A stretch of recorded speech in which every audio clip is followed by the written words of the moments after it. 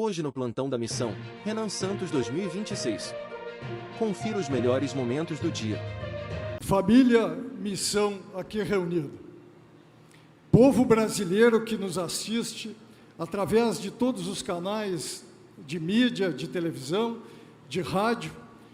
Eu tenho o privilégio, nesse instante, Renan, de dar, em nome de toda a família Missão, um presente para o próximo presidente do Brasil.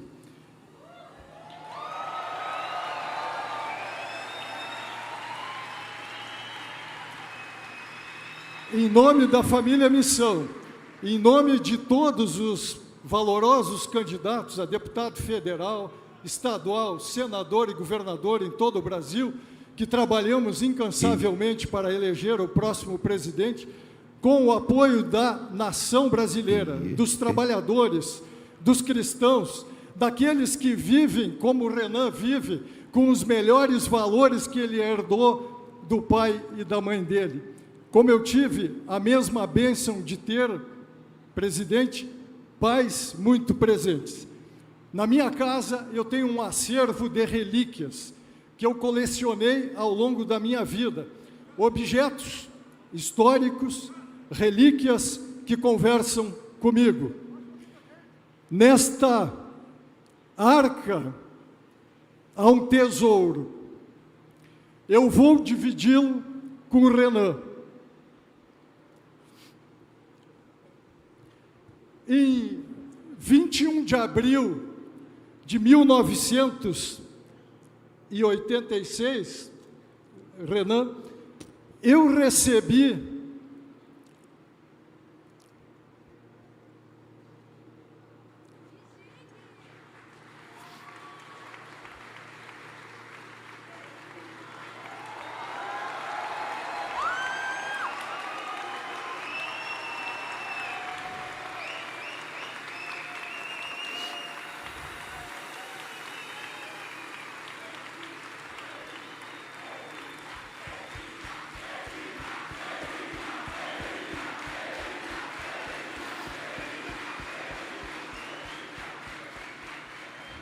a generosidade, presidente, com que a família Missão nos saúda em seu nome, ela nos magnetiza e nos protege. Este é o espadim de Tiradentes, símbolo de idealismo e destemor. Idealismo que imanta o caráter, a alma, o espírito do Renan, que representa os valores e as virtudes de todos nós. A simbologia associada a esta pequena espada que o cadete de polícia militar recebe quando ele ingressa na carreira das armas, ele tem um significado muito especial porque ele alude à memória, à vida e à obra do inconfidente Alferes José Joaquim da Silva Xavier, o Tiradentes, que deu a própria vida em sacrifício daquilo que o Renan representa para nós hoje. Renúncia pessoal pelo bem do Brasil.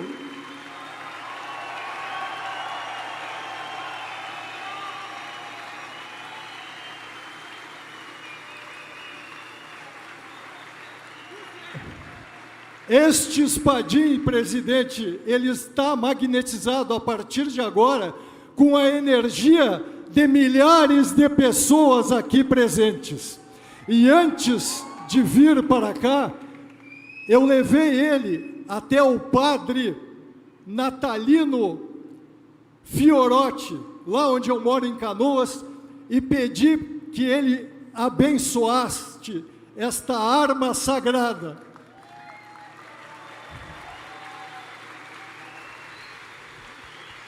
Ela conecta o Renan com a nossa corte celestial.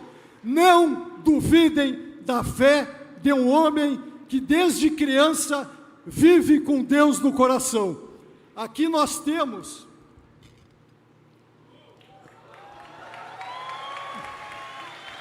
Este espadim não me pertence mais.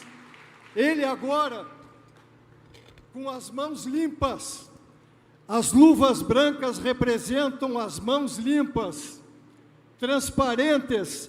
Eu vejo no Renan, as tuas mãos, Renan, estão limpas, o teu caráter imanta e desperta o melhor valor e virtude que vive em cada um de nós. Então, solenemente, eu te entrego o espadim de Tiradentes.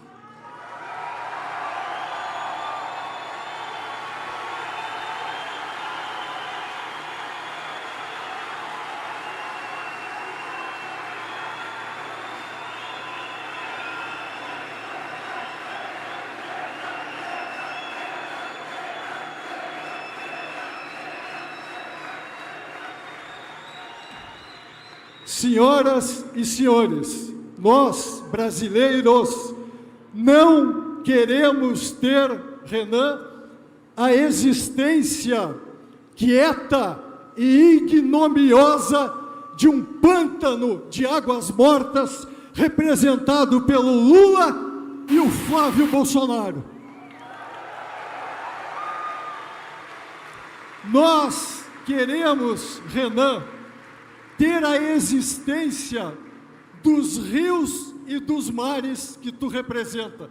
Nós queremos a correnteza, a vibração, o fulgor de termos a testa da presidência da República, o que tu representa para nós. Essa transparência, a correnteza dos rios e dos mares. A emoção é muito grande. Em nome da família brasileira, tu está ungido como o próximo presidente do Brasil. Deus abençoe o Brasil, Deus abençoe a nação brasileira, Deus abençoe o próximo presidente do Brasil!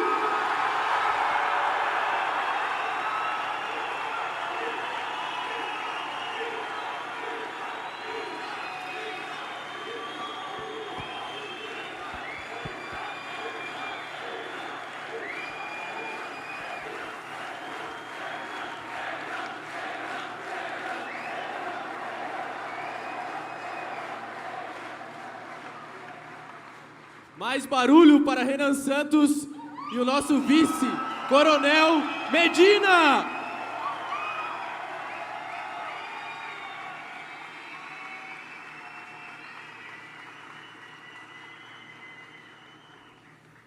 Coronel,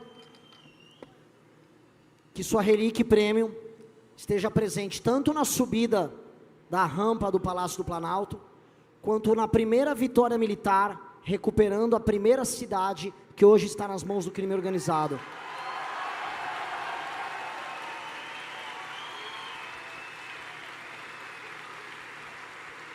Eu, você e ela estaremos lá.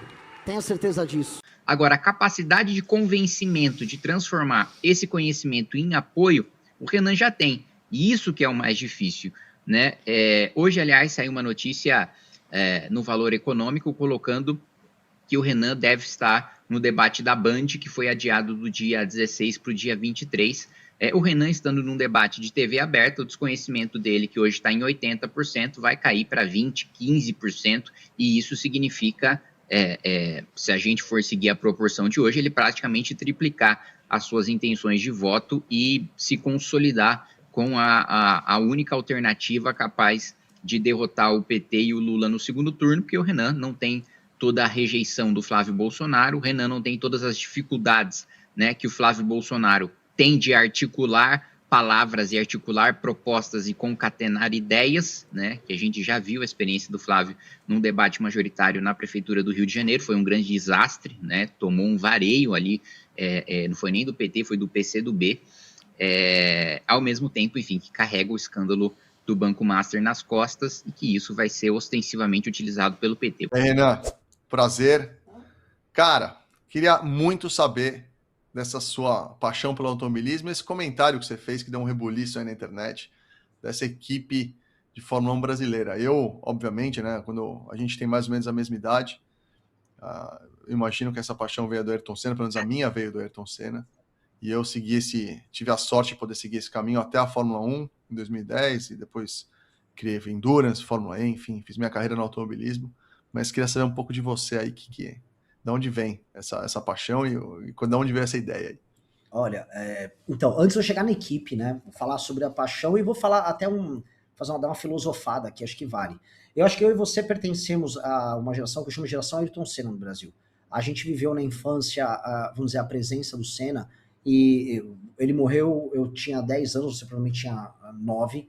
Então, quando o Senna morreu, a gente estava naquele período formativo em que os mitos, os heróis surgem pra gente. A gente assistia os desenhos na TV. Então, o Ayrton Senna tinha uma referência heróica e um espelho de personalidade para a nossa geração. Uma coisa muito poderosa pra gente. Então, a morte do Senna foi um negócio que marcou muito, que foi assim, nossa, os heróis morrem também. A gente não tá acostumado com isso.